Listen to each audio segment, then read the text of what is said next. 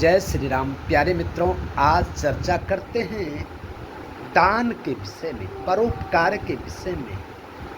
तो आइए मंगलाचरण करते हैं। ध्येयं सदा परिभवग्नमभीष्टदोहम् तीर्थास्पदं शिवविरञ्चिनुतं शरण्यम् भृत्यार्तिहं प्रणतिपाल भवाब्धिपोतं वन्दे महापुरुषते चरणारविन्दं कल्याणानां निधानं कलिमलमथनं पावनं पावनानां पाथेयं यन्मोक्षो सपदि परपदा प्राप्तये तस्थितस्य विश्रामस्थानमेकं कविवरवचसा जीवनं सज्जनानां बीजं धर्मद्रुमस्य प्रभवतु भवतां भूतये राम नाम।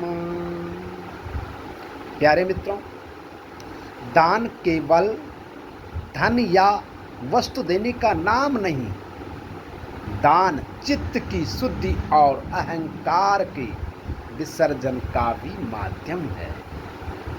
जब मनुष्य अपने भीतर यह भाव जगा लेता है कि जो कुछ भी मेरे पास है वह ईश्वर का दिया हुआ है, तब दान अहंकार नहीं बल्कि कृतज्ञता बन जाता है। शास्त्रों में प्रकृति के माध्यम से परोपकार की महिमा गाई गई है। एक मनुष्य ही नहीं है जो परोपकार करता है, सभी परोपकार करते हैं। इस प्रकार से शास्त्रों में बताया है। नीति शास्त्र में परोपकाराय फलन्ति वृक्षा परोपकाराय वहन्ति नद्या परोपकाराय दुहन्ति गावा परोपकारार्थमिदं शरीरम। वृक्ष कभी अपना फल स्वयं नहीं खाते, नदियाँ कभी अपना जल स्वयं नहीं लेती हैं, और गायें, गौ माता भी दूसरे के पोषण के लिए दूध देती है।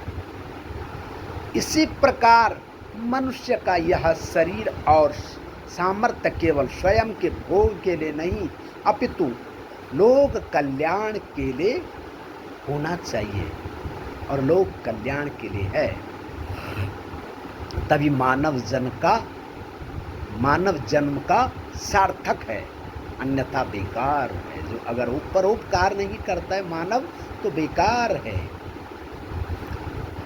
रहीम और तुलसीदास जी का संवाद दान में विनम्रता दर्शाता है। महाकवि रहीम जब भी किसी को दान देते थे तो अपनी आंखें नीचे कर लेते थे। गोस्वामी तुलसीदास जी ने जब यह देखा तो उन्होंने रहीमदास जी से कहा, ऐसी देनी देन जू कित सीखे हो शैन, ज्यों ज्यों कर ऊंचो करो त्यों त्यों नीचे नैन। हे रहीम, आपने यह दान देने का अनोखा ढंग कहाँ से सीखा है? जैसे जैसे आपके हाथ दान देने के लिए ऊपर उठते हैं, वैसे आपकी आंखें लज्जा और संकोच से नीचे क्यों झुक जाती है? तो इस पर रहीम जी ने कहा कि मैं कौन दान देने वाला हूँ, देनहार कोई और है, भेजत जो दिन रैन, लोग भरम हम पर करे ताते नीचो नैन। देने वाला तो वह जगन नियंता ईश्वर है, जो दिन रात सबको बांट रहा है।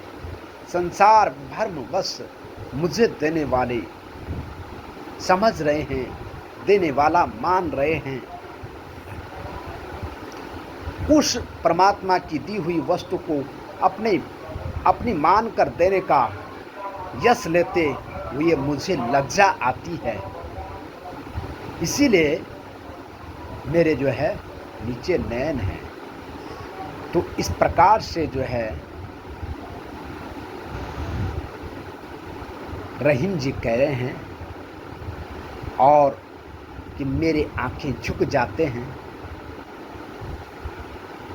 और कबीर दास जी की दृष्टि दान और जल का संचय के समान है। कबीर दास जी का तो अनोखा ही ढंग है। वो क्या कह रहे हैं, संत कबीर जी सहज नियम बता रहे हैं दान देने के लिए। वह कहते हैं कि नाव में पानी और घर में धन जब आवश्यकता से अधिक बढ़ने लगे तो दोनों हाथों से बाहर निकालना ही बुद्धिमानी है। कितना अच्छा भाव है कबीर दास जी का। पानी बढ़े नाव में, घर में बढ़े दाम, दो हाथ उलझिए यही सयाने का। कि जो अगर नाव में पानी बढ़े और घर में जो है धन बढ़े तो दोनों हाथों से उलीचिए।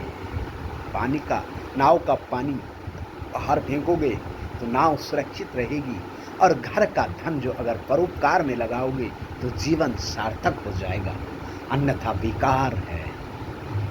क्योंकि जो है दान देने का मतलब ये है कि परमात्मा का शुक्रिया करना कि हे परमात्मा आपने दिया है और आपके देने की वजह से ही हम दे पा रहे हैं, और अन्यथा हम कहाँ देने वाले थे। दूसरा दोहा कहते हैं, चीड़ी चोंच भर ले गई नदी न घटियो नीर, दान दिए धन ना घटे कह गए दास कबीर।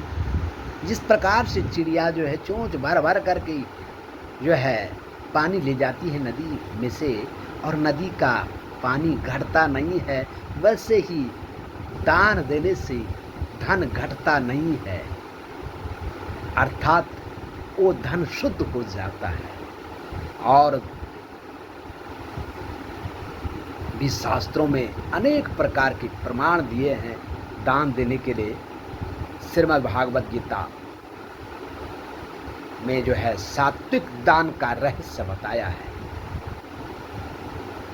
17वें अध्याय के 20वें श्लोक में भगवान कृष्ण क्या कहते हैं, दातव्यमिति यद्दानं दीयते नुपकारिणे, देश काले च पात्रे च तद्दानं सात्विकं स्मृतम्।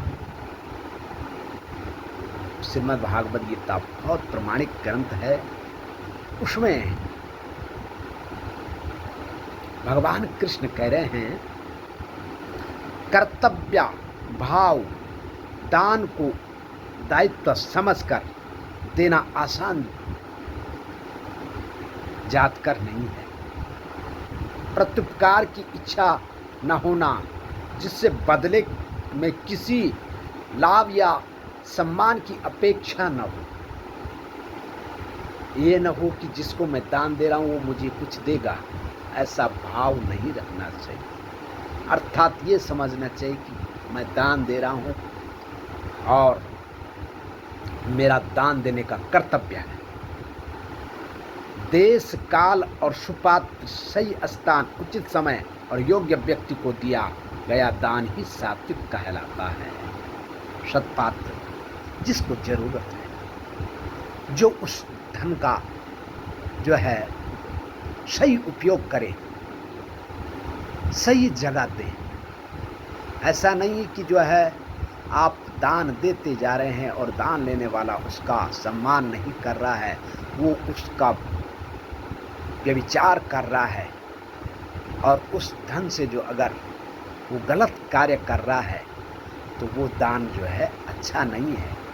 दान वो अच्छा है जो उसका सदुपयोग हो, सदुपयोग होना चाहिए। और सदुपयोग जो अगर दान का नहीं हो रहा है तो दान देना गलत है, लेकिन सदुपयोग हो तो दान देना श्रेष्ठ है। ये हमें सोच समझ के विचार करना चाहिए कि हमारा दान कहाँ जा रहा है, किस कार्य के लिए जा रहा है, और इस धन से क्या होगा। जैसा कि आजकल उदाहरण के लिए इंद्रमणि जी के लिए दान दे रहे हैं, वो जो है उसकी रक्षा के लिए जा रहा है, उसके स्वदेश लौटने के लिए जा रहा है, वो सात्विक दान है और उस दान को जरूर दें। और जो अगर दान गलत जगह जा रहा तो उस दान से रुके, और सही जगह जा रहा तो रुकना नहीं चाहिए और रोकना नहीं चाहिए। किसी को सामर्थ्य अनुसार जितना हो सके उतना देना चाहिए। दान केवल सोने चांदी या रुपए का नहीं होता। यदि आपके पास ज्ञान है तो विद्यादान कीजिए, यदि समय और सामर्थ्य है तो किसी असहाय की सेवा का दान कीजिए, और यदि कोई दुखी है तो उसे मीठे बोल करके सांत्वना का दान दीजिए। अनेकों प्रकार के दान हैं। और जब हाथ देने के लिए उठे तो मन में यह चेतना रहे कि प्रभु तेरा तुझको अर्पण। अहंकार शून्य होकर के करुणा से भरकर जब कोई वस्तु किसी को दी जाती है, वही सात्विक और आराधना बन जाती है और सात्विक दान बन जाता है। और वही भाव रखे कि मैं कौन देने वाला हूँ।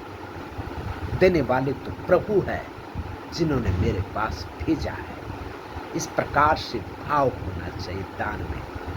श्री राम जय राम जय जय राम, श्री राम जय जय राम, श्री राम जय जय राम, श्री राम जय जय राम, श्री राम जय जय राम, श्री राम जय जय राम, श्री राम जय जय राम, श्री राम जय जय राम, श्री राम जय जय राम।